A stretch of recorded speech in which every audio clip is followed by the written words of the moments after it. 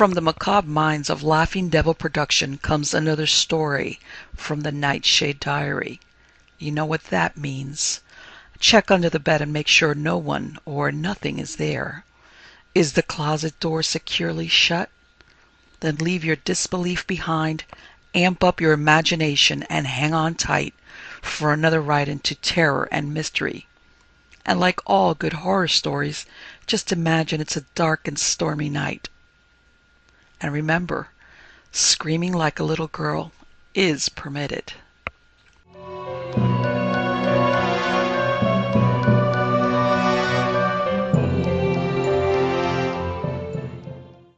The Werewolf Snarls by Wellman.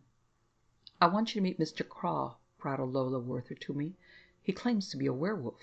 And she turned fluttery hands, fluttery white shoulders, fluttery blonde curls, fluttery skirts of green silk, to lose herself in the crowd of noisy guests at the bar.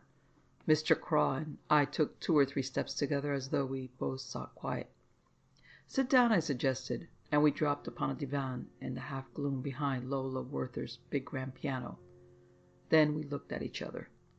He was a huge, high-shouldered creature, in rather seedy dress clothes, with coarse black hair grown low on his forehead and around his flat-lying, pointed ears. His long anvil of a chin lay snugly between the wings of his collar. His long poniard of a nose lay upon his chin, and his mouth caught between was as tight and lipless as a slit in leather. The pallor of his face accentuated the wet licorice black of his eyes. He made me feel my own physical frailty as a little rheumatic old man half his volume. "Well," he invited huskily, "do I look it?" "You mean like a werewolf?" I suggested, and waited, smiling, for the witty retort. But he shook his head. "It happens to be quite true," he assured me with the absolute solemnity of the very drunken or the very insane. I jumped at that, although I was used to meeting bizarre figures in the Werther parlor. Not knowing what to say, I kept my own nervous mouth shut. After a musing moment, Craw went on. "I came here tonight looking for help in my desperate problem. Werther and his wife are supposed to be experts in occultism." "Mr. Craw," I could not help saying, "the Werthers are unmitigated fakes." "I was thinking that," he nodded glumly. "Apparently their only reason for letting me come was to make sport for their friends." A pause, awkward for me at least. "Well then, shall I tell you?" "Please do," I urged, feeling strangely foolish. Craw hunched his shoulders, sank his head, and let his clasped hands slide down between his knees, until the thick knuckles almost rested on the floor. There was something animal-like in the attitude. His body and limbs seemed measured and joined according to an absolute normal pattern. His licorice eyes sought mine, and at the moment they did not look exactly human either. Too much gloomy iris for one thing, and too little rim of white for another. In their depths lurked a green light, feeble but hard. "It began," said Craw, "when I experimented with the witch ointments." "Witch ointments?" "Yes. Supposed to be rubbed on for changes into animal forms. Made and used by magicians according to satanic formulas. They sound fantastic, I know, but I was a medical student, working on a paper about pre-Renaissance medicine. There were several recipes." "Recipes?" I repeated. "Not really." "Yes, a dozen at least. The 1896 Bulletin of Johns Hopkins Hospital printed one, in an article by Dr. Robert Fletcher. Several other modern scientists have offered others, wholly or in part. Let me tell you that there's more sound pharmacy in them than you'd think." I thought, indeed hoped, that he was merely spoofing, but there was no bantering smile upon his thin lips, and his eyes looked drawn and haggard about the corners. "Belladonna, for instance," he amplified. "It's a common ingredient. Makes you see visions, as you probably know, and monkshood full of deadly aconitine, henbane, that Shakespeare called the insane root, and hemlock. These and other things made into a salve with the fat of an unbaptized child." "I say," I broke in again, not very politely, "you don't ask me to believe that you—" "But I did." Again that melancholy nod of assurance. "There was a baby's body fetched to the dissecting room at school." He paused, and his eyes narrowed, as though to gaze down a fearsome groove into the past. Well, I mixed the stuff up, for a lark. His mouth slashed open in a rueful grin, revealing oversized, uneven teeth. You rubbed it on? I prompted. Once more he added, and I pursued. What happened? Nothing. Cross sat up straight again and spoke more clearly. I don't know what I expected to happen, or if in truth I expected anything, but I do remember feeling like a fool, and an unclean fool to boot. I started to clean the grease off, but it had absorbed into me somehow, like a vanishing cosmetic. He shuddered slightly, briefly. As I say, nothing happened all that day, or that night, or the next day. But the next night, and his voice dropped suddenly to a breathy mutter, was the night of the full moon. On the instant I remembered a host of stories with which my childhood nurse had regaled me, stories about the full moon and its effect on the human soul and fate. Few of them had been pleasant. Craw was plunging ahead. Moonlight meant romance to me then, and nothing more. Collegian-like, I went on a riverside walk with a girl, a liberal arts sophomore. There was a sort of sandy jut out into the water, and we loitered there. Something I said made her laugh, with her face turned up to me in the moonlight. Then she stopped laughing, and her mouth twisted like a snake when you step on it. Whatever for? I almost gasped. Her eyes, on my face, were frightened. Craw leaned suddenly toward me. I caught, or fancied I caught, a whiff of musky odor, as from an animal cage. In spite of myself, I slid back and away from him on the cushions. I had just remembered that there was a full moon tonight. Again Craw's tense voice. She tried to scream, and frightened myself. I grasped her by the shoulder to calm her. When I touched her flesh, a new mood suddenly took possession of me. Of its own will, my hand switched to her throat. Shaking her, I snarled at her to be silent, and she sagged down in a faint. My thoughts and senses churned all up, as if in a new feeling of exultation at conquest. Then he spread his great spatulate fingers. In the morning they found her gnawed body. In the afternoon, while I was still telling myself that it was a dream, the police came to my dormitory. They found blood on my clothing and under my nails. You were that Craw? I exclaimed. His smile was bitter and tight-lipped this time. Oh, so you read the papers? Undergraduate beastman, the headlines called me. A medical monster. What I told the police, the solemn truth, was too much for them to believe. They called in alienists. So I was sent to the asylum, not to the electric chair. Look here, I ventured, in a voice that threatened to close up in my throat with every word. I think you'd better talk about something else. You shouldn't have let yourself talk about this business in the first place. But he shook his head so emphatically that the coarse locks stirred at his narrow temples. I'm not crazy, old chap. You see, just 2 weeks ago I was officially certified normal. He sniffed. How could they know the frenzy, the throttling rage, and the bloodthirst that closed over me like water in my locked room every month on the night when the moon was full?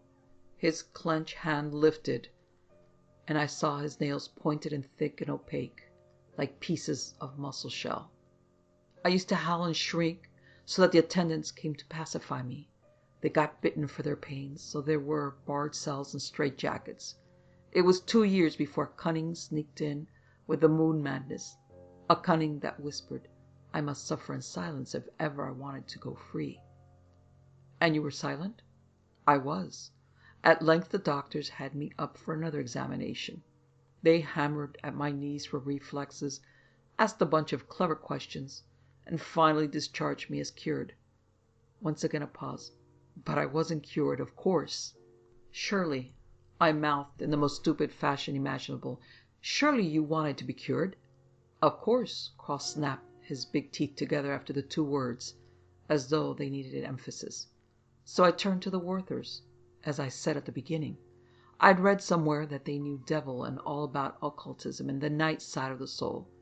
A week ago I hunted James Werther out at his club and told him the whole cursed business. Told him what you've just told me? Exactly. And he heard me out, then said nothing for a full 5 minutes. Finally he smiled and said, I'll help you. On the night of the full moon, I'll be entertaining. Come to my place then, and we'll make everything all right." He leaned against the cushions, as if his story was done. I wriggled nervously, wondering whether he was very clever, even cleverer than most of the bizarre Werther guests, or whether he was dangerous. I weighed the chances of getting up and walking away without seeming too furtive. "Oh, there you are, Mr. Craw," squealed Lola Werther behind our shoulders.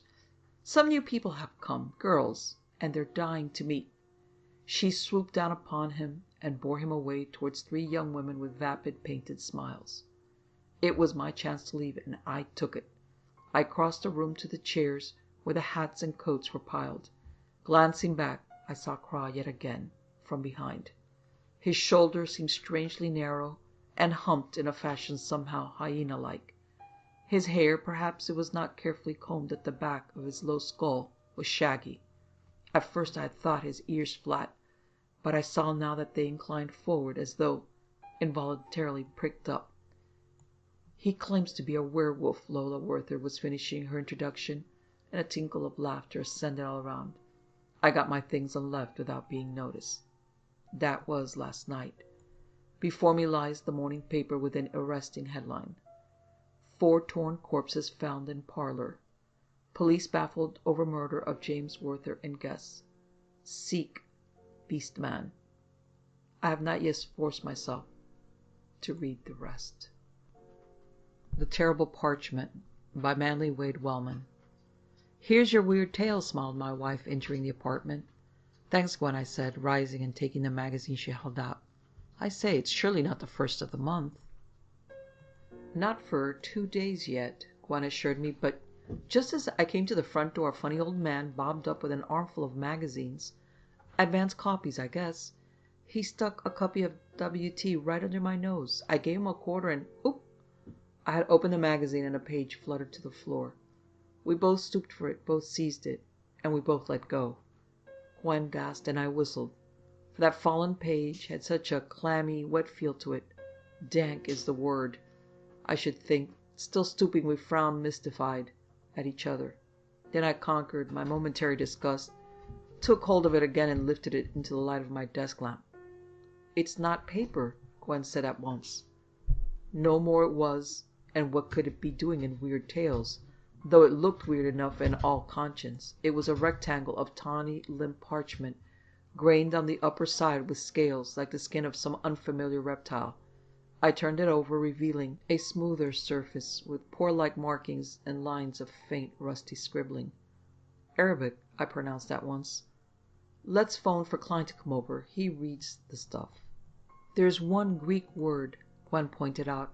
Her pink-tipped forefinger touched the string of capital letters at the upper edge. "Necronomicon?" "Necronomicon," she spelled out. "That P would be the letter rho in Greek. Necronomicon? Sounds woogie, what?" "That's the name of H.P. Lovecraft's book," I told her. "Lovecraft's book? Oh yes, I remember. He's always mentioning it in his stories." "And lots of W.T. authors. Clark Ashton Smith and Robert Bloch and so on have taken it up," I added. "But Lovecraft imagined the thing, didn't he?" I laid the parchment on the desk, for my fingers still rebelled at its strange dankness. "Yes, Lovecraft imagined it. Describes it as the work of a mad Arab wizard, Abdul Azared, and it's supposed to contain secrets of powerful evils that existed before the modern world. It's already become legendary." Again my wife touched the thing very gingerly. "But what's it for? Some sort of Valentine or April Fool joke stuck in to thrill the subscribers? If so, it's cleverly made. Looks 1,000,000 years old." We pored over the rusty-looking scrawl of Arabic, our heads close together. It must be a fake, we agreed, yet there was every appearance of age-old fatedness about the ink. "Klein must come over and have a look at it," I reiterated. "He may give some clue as to where it's from and what it was doing in Weird Tales." Gwen was studying the last line of characters. "This part isn't faked," she said suddenly. "Look, the ink is fresh, almost wet. And it's not Arabic, it's Latin." She paused a moment, slowly translating in her mind. "It says, 'Chant out the spell and give me life again.' She straightened up. How about a spot of cribbage? We both sighed with genuine relief as we turned our backs on the parchment. Light as had been our talk, we had been somehow daunted by the sense of mystery that had written in upon us. I got the board and the cards, and we began to play on the dining table. 10 minutes later, I turned suddenly, as if a noise had come to my mind's ear, and gazed at the desk. The parchment was no longer there. "Look!" cried Gwen. "It's blown off on the floor." I rose and picked it up. It felt even more unpleasant than before, and this time it seemed to wiggle in my hands. Perhaps a draft stirred it, but I could detect no draft. Dropping it back on the desk, I weighted it with an ashtray and went back to the game. Gwen beat me soundly, adding to her household money thereby. I taunted her with suggestions of a girlhood misspent at gaming tables, then turned idly to the desk once more. The rectangle of parchment was beside the ashtray, not under it, and that undetectable draft again was sliding ever so deliberately toward the edge of the desk. I swore, or so Gwen insists, and fairly jumped over to seize it. "This is getting ridiculous," Gwen protested, fumbling nervously with the cards on the table. I was studying the thing again. "I thought you said the last line was in Latin," I remarked. "Why, so it is." "No, it's in English," I read it aloud. "Chant out the spell and give me life again." "Hello, the next to the last line is in English too." It also was written with fresh ink and in a bold hand. "Many minds and many wishes give substance to the worship of Cthulhu." Gwen had come to look over my shoulder. "By heaven, dear, you're right. Many minds and... But what does Cthulhu mean? Does it have anything to do with that Colothonian gods, the underworld rulers that the ancient Greeks served in fear?"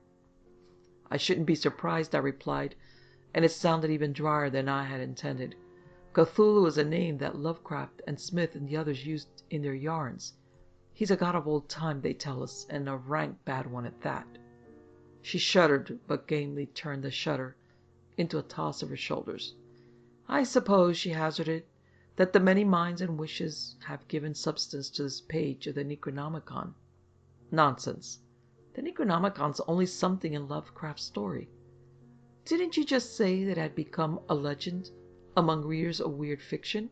she reminded, utterly serious. "What's the next step after that?" "What you're trying to suggest," I said, trying to be gaily scornful, "is that so many people have thought and talked about Lovecraft's book that they've actually given it substance." "Something like that," she nodded, thoughtfully, then more brightly. "Oh, it'll turn out to be a joke or something else anticlimactic." "Right," I agreed readily. "After all, we're not living in a weird tale, you know." "If we were, that would explain why there was one last line in Latin before, and now 2 last lines in English." She warmed to the idea. "You see, it was turning deliberately into a language we could read. When we hesitated over the Latin, it kindly changed into English," I finished. Again she nodded. "There are more things in heaven and earth, Horatio, than are dreamed of in your philosophy." Trite but true. Still, my name's not Horatio, and it's bedtime. Let's not dream any philosophies that will turn into nightmares. Once more I picked up that clammy parchment. As for this creation of many minds, or what have you, I'm putting it under stoppages. Opening the big dictionary that lay on a stand beside my desk, I laid the parchment inside and closed the heavy book upon it. There it stays until we get Klein here tomorrow. And now to bed. To bed we went, but not to sleep. Gwen squirmed and muttered, and I was weary in every portion of my body save the eyelids. We got up once for sandwiches and milk, and a second time for aspirin. A third time we lay down, and I at least dozed off. I started awake to the pressure of Gwen's finger on my shoulder. "I think," she began tensely. Then I heard what she had heard, a faint, stealthy rustle. I reached for the light, caught above the bed, and gave it a jerk. The room sprang into radiance, and through the open door I could see the parlor. I sat up in bed staring. Something hung down from between the leaves of the dictionary by the desk. Something that moved even as I made it out. Something that would be rectangular if laid flat, but which was now limper, more flexible than the wettest rag, that seemed to flow from its narrow prison like a trickle of fluid filth. "It's getting away," breathed Gwen, almost inaudibly. "It's going to come here for us." The parchment worked its last corner free and dropped to the floor with a fleshy slap, as though it had soft weight. It began to move across the rug toward the bedroom door, toward us. I dare say I might be able to describe painstakingly its appearance as it moved, how it humped up in the middle and laid its corners to the floor like feet. But how can I convey the heart-stopping nastiness of it? How visualize for you the animosity and sense of wicked power that it gave off in waves almost palpable? You might get an idea of how it looked by draping a sheet of brown paper over the back of a creeping turtle. No, that sounds ludicrous. There was nothing funny in the way that parchment moved across the carpet towards us, not a single atom of humor. Gwen had slipped out from under the covers and crouched all doubled up and panicky against the headboard. Her helpless terror nerved me to defense. Somehow I got out and stood upright on the floor.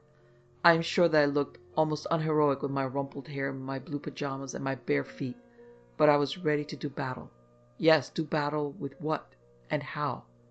The crawling scrap of parchment had reached the threshold, hunched over the door sill like a very flat and loathly worm. I could see the writing on it, not rusty and faint, but black and heavy. Snatching a water glass from the bedside table, I hurled it. The foul thing crumpled suddenly sidewise. The glass splintered to atoms where it had been.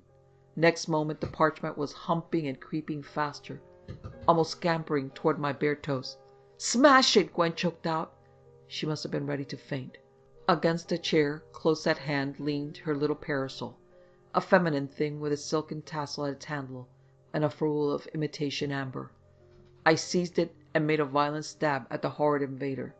My point thrust the center of it against the floor, and for a moment I pinned it there. Then I was able to see in what manner it was changed. At the top was still the Greek word Necronomicon in aged ink, but the Arabic writing that had filled the page below was gone or transformed into English, written large and bold and black as jet. Stooped as I was above it, I read at a glance the first line. 1,000 times since I have yearned to speak that line aloud, to write it down, to do something that would ease my mind of it. But I must not, now or ever. As it was, the world escaped all too narrowly. Who shaped so dreadful a thought? Abdullah Zared is but a figment of Lovecraft's imagination, and Lovecraft is human. He could never have dreamed anything like those words that lie upon my mind, I say, like links of a red-hot iron chain. And they were but the beginning of the writing. What could it have been like in full? I dare not surmise, but this much I suddenly knew for the truth, as I tried to crush that horribly alive parchment scrap beneath my inadequate parasol. The formless evil of the centuries had taken form. An author had fancied the book. Hundreds of others had given it fuller being by their own mental images. The new-hatched legend had become a slender but fearsome peg on which terror, creeping over the borderland from its own forbidding realm, could hang itself. Once again there, it could grow tangible, solid, potent. "Gwen," I warned, "hide your eyes. Don't look. Don't read." "What do you mean, don't read?" Her pale face moved closer as she leaned across the bed. "Don't read!" I raved at her. "Remember what you've seen already. Chant out the spell and give me life again." The parchment slid slowly out from under the down-pressed parasol. I could hold it no easier than if it had been a moist melon seed. It reached my foot. Ugh! It was climbing my leg. What was it up to? Merciful heavens! Would it scale my body as a squirrel scales a tree? Would it drape itself upon my face and force its unspeakable message into my eyes, my mind? Because then I'd have to speak. The burden of it would be too great. My lips would open to ease the torture. Chant out the spell. Chant it out, and the world would be crushed again under the fearsome feet of Cthulhu and his brother horrors of the evil Eld. What sins and woes would run loose, at which Satan in hell must hide his shocked face. And it would be I who spoke the words that released them. I felt faint and dizzy, but I tore the repellent sheathing from my leg. For a moment it clung against my strength, as though with tendrils or suckers. With all my force I dashed it into a metal wastebasket among crumpled heaps of paper. It tried to flop out again, but I pushed it back with the parasol. At the same time, I clutched my cigarette lighter from the bedside table. Thank heaven it worked. It burst into flame. I flung it into the bath. The whole mass of paper burst into fire and smoke. Up from the midst of it rose a faint throbbing squeak, to be felt rather than heard, like the voice of a bat far away. Deeper into the little furnace I thrust the outcast messenger from the forces that threatened my world. The flames worried it, and it crinkled and thrashed as if in agony, but it did not burn. Prodding it back again and again, I must have shouted something in my despair, for Gwen hurried to the telephone and jabbered into it. "Father O'Neill," she cried, "come quick, with holy water." Hanging up, she turned to me. "Is he coming?" I panted. "Yes, he'll be here in 2 minutes," her voice quavered. "But what if the holy water doesn't work?" It did work.